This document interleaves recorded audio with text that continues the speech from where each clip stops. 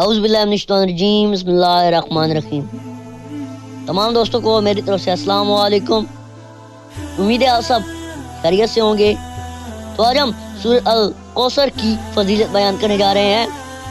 کتاب خواص القرآن میں ہے کہ رسول خدا صلی اللہ علیہ وآلہ وسلم نے فرمایا کہ جو شخص سورۃ کوثر کی تلاوت کرے اللہ تعالیٰ اسے نہر کوثر سے سریاب کرے گا، اور اس کے نامہ اعمال میں حج کے دن قربانی دینے والوں کی قربانیوں کی تعداد سے 10 گنا زیادہ نیکیاں لکھ دی جائیں گی۔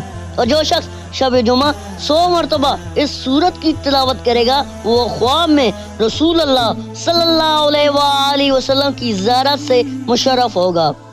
امید ہے آپ کو آج کی ویڈیو پسند آئی ہوگی، اور آخر پر یہ دعا ہے کہ اللہ رب العزت ہمیں نبی کریم صلی اللہ علیہ وآلہ وسلم اور آپ صلی اللہ علیہ وآلہ وسلم کی پاک آل کے بتائے ہوئے طریقوں کے مطابق زندگی بسر کرنے کی توفیق عطا فرمائے، آمین۔